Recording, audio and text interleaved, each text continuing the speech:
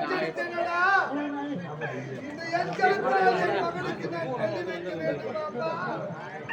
என் மகனை பாருங்க அம்மா. என் செல்வமே என்னை விட்டு போய்விட்டேன். இந்த உலகத்தில் நான் அனாதையாகிவிட்டேனே. யாரும் மற்ற பாவியாகிவிட்டேனே. மகனே இந்த பாவின் கரத்தில் அவனுக்கு நான் கொல்லி வைக்க போகிறேனா? இந்த பாவின் கரத்தில் அவனுக்கு கொல்லி வைக்க போகிறேனா? மகனே என் செல்வமே மகனே சிவமணி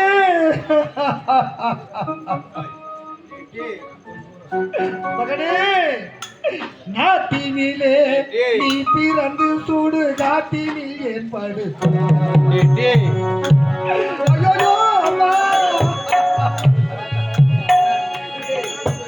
நாட்டினிலே நீ பிறந்து சூடு காட்டினில் ஏற்படுத்த நாட்டினிலே நீ பிறந்து சூடு காட்டினில் ஏற்படுத்த காட்டினிலே உன் துயரோ பாடிடையே வைத்தார். ஏட்டினிலே உன் கதையை எழுதிட்ட என் விதியோ எங்கிருந்தோ வந்தயமன் செய்திட்ட பெருங்கதியோ. நாட்டினிலே நீ பிறந்து சூடு காட்டினில் ஏற்படுத்த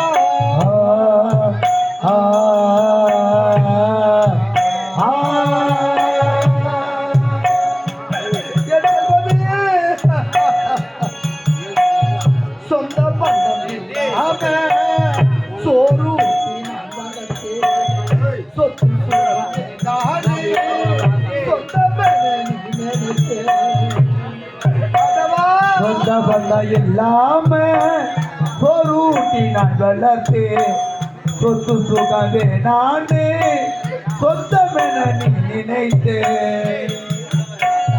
சொந்த பந்தம் இல்லாம சோறுட்டி நான் வளர்த்து சொத்து சுகமே நானே சொந்தமென நீ நினைத்த தந்தைய விட்டு நீ எங்கே சென்றாயோ?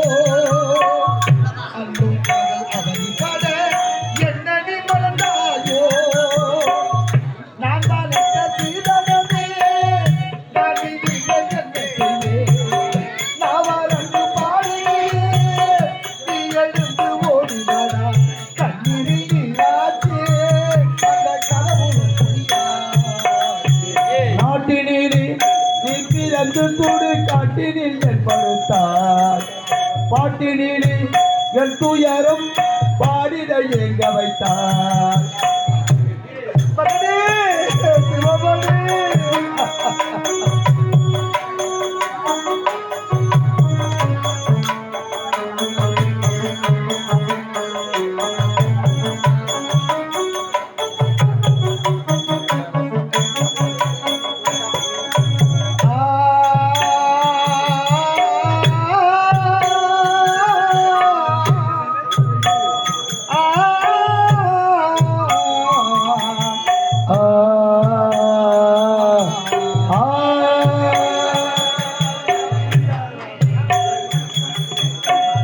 தாயிருந்து வளர்த்திருந்தா தாய்ப்பாலை தந்திருப்பா.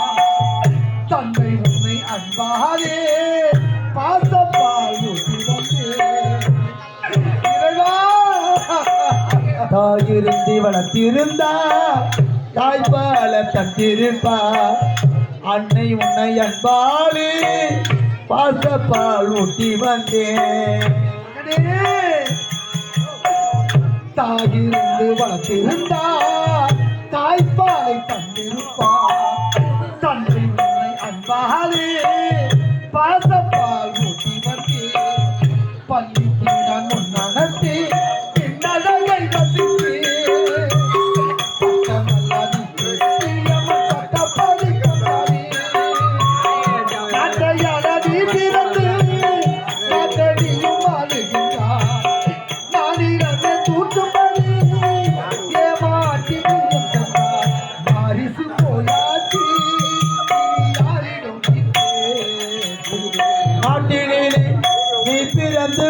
காட்டினில் படுத்தாய் பாட்டினில் எத்துயரும் பாடிட எங்க வைத்தாய்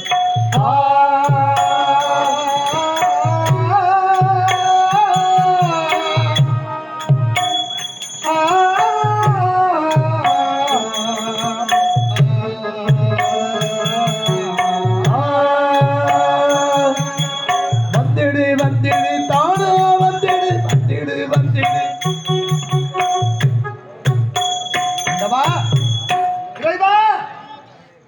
எத்தனை நாட்கள் தான் இப்படி கத்தி கதறுவது? இறந்த என் மகன் இடுகாடு எனும் சுடுகாட்டுக்கு கொண்டு வந்து விட்டேனே. இதன் பாவியின் கரத்தில் நான் கொல்லி வைக்க வேண்டும். என் மகனுக்கு நான் கொல்லி வைக்க வேண்டும். என் மகனுக்கு நான்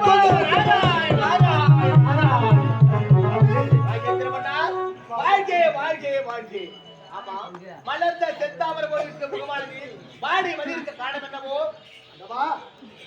நீங்கள் யார்? நொடி பொய்தில் இந்த மூன்று உலகத்தை சுற்றி வளம் வரக்கூடியவர் நீங்கள். உண்மைதான். உங்களுக்கு தெரியாதது ஒன்றுமே கிடையாது. இருந்ததோ ஒரே மகன், ஒப்பற்ற மகன் சிவமணி. உண்மைதான். அயல்நாடு சென்று பட்டல் முடிந்து இப்போதுதான்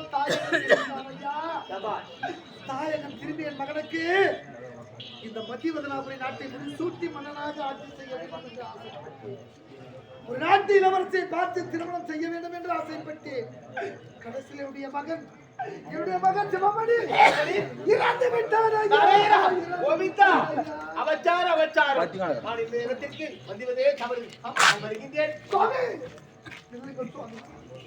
வந்ததும் வந்துட்டீங்க. இருந்த என் மகன் ஆன்மா சாந்தி அடைய வேண்டும். அவன் சொர்க்கத்திற்கு செல்ல வேண்டும். அதற்கு நீங்கள் தான் தக்கதொரு வழியை வைக்க வேண்டும். ராஜேந்திர மன்னா, உனக்கு பிறந்தவரோ ஒரே மகன், ஒப்பற்ற மகள் சிவமணி. அவனுக்கு இந்த நாட்டை மணிமணி சூட்டி நல்லதொரு பெண்ணை பார்த்து திருமணத்தை முடிக்கலாம் என்று நினைத்தால் உன்னுடைய மனக்கோட்டை அனைத்தும் மண்கோட்டை ஆகிவிட்டது. மண்கோட்டை ஆகிவிட்டது ஐயா. உன்னுடைய மகள் சொர்க்கத்திற்கு போக வேண்டும் என்று உரைக்கின்றார். உன்னுடைய மகனுக்கோ திருமணம் முடிந்து விட்டதா?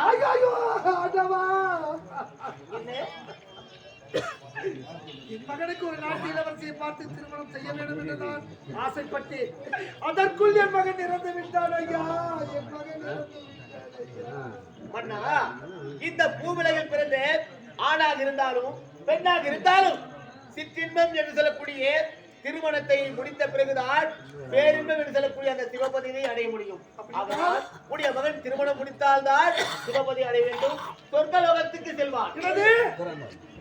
என் மகனுக்கு திருமணம் முடிந்திருந்தால்தான் அவனுடைய ஆன்மா சாந்தி அடையுமா? உண்மையாக அவன் சொர்க்கத்துக்கு செல்வானா? கண்டிப்பாக.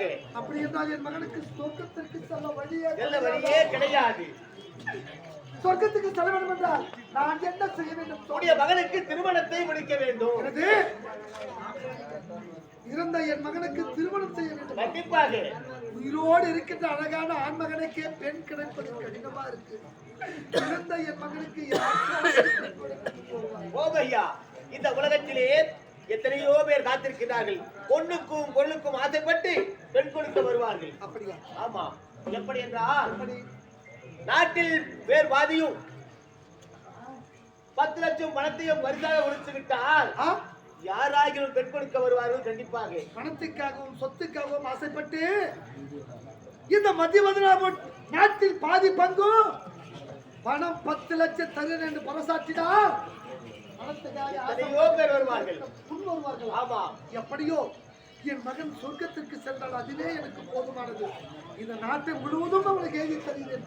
அப்படியே செய்து முடிக்க வேண்டும். ஆனால் என் மகனுக்கு பெண் கிடைக்க எத்தனை நாட்கள் ஆகுமோ? உண்மைதான். எத்தனை மாதங்கள் ஆகுமோ? எத்தனை ஆண்டுகள் ஆகுமோ? அதுவரையிலும் இறந்த என் மகன் உடல் துர்நாற்றம் வீசாதான் சுவாமி. உண்மைதான். நான் யார்? தேவலோகத்தைச் சேர்ந்தவன். என்னுடைய பார்வை எப்போது உன்னுடைய மகன் மீது பட்டுவிட்டதோ அப்பொழுது ஜப்பாது வாசலை வீசிக்கொண்டே இருக்கும். கண்டிப்பாக விரைவில் திருமணத்தை முடித்து வைக்க வேண்டும். நான் சென்று வருகிறேன். இறந்த என் மகனுக்கு திருமணம் செய்து பார்க்க வேண்டும். பணம் 10 லட்சமும் இந்த நாட்டில் பாதி பங்கும் தருகிறேன் என்று பரசாற்றி விடு. ஆகிலும் பெண்களுக்கு முன் வருவார்கள்.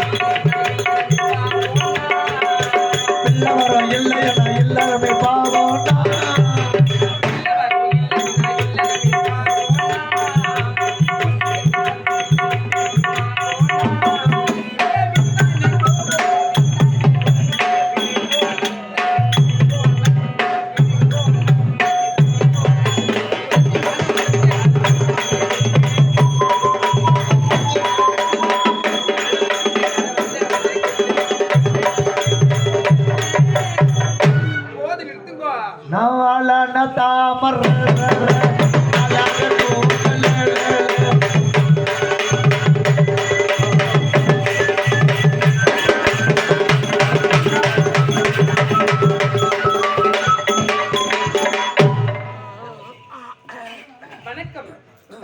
இனிய உளவாத இன்னாத கூரை கருகிருப்ப கை சமந்தரிசி இதுதான் விஜய் அப்படி நாடு கீதா விட்டு நாட்டு ஆளக்கூடிய விஜயவர்மனுக்கு இரண்டாம் தர மனைவியாக வசந்தா என பெயர் பெற்ற திருமணத்தை வாழ்ந்து வருகிறேன். ஆனாலும் எனக்கு என்ன குறை? ஒரே ஒரு குறை தான். என்ன தெரியுமா? எனக்கு முன்பாக திருமணம் செய்து கொண்டு வந்தாலே என் சக்காலத்தி, அந்த என் சக்காலத்தி சாகும் பொழுது ஒரு சனியை என் கையில கொடுத்துட்டு செத்து போயிட்டான். ஆனாலும் அந்த சனியை யார் தெரியுமா? அதுதான் பத்மாவதி. அடங்குதான், அது என்ன அடங்குதாமா? ஒரு பொம்பளை பொண்ணு மணி என்ன ஆகுது? 10:30 மணி ஆகுது. 2:30 மணி ஆகுது. எங்கதான் போகுது, எங்கதான் வருது ஒண்ணுமே தெரியல. ஒரு பொட்டை பொண்ணு வீட்டுக்கார மாதிரி பார்த்தா, ஆனா அவ சுத்தாத இடமே கிடையாது. நல்லா லோன் மாதிரி சுத்தின்னு வர்றான். ஆனாலும் அவ என்ன தவறு செஞ்சாலும் ஒருத்த ஒத்துறானே அவன் தெரியல. ஆனாலும் அவனை பார்க்கணும். எங்க பையா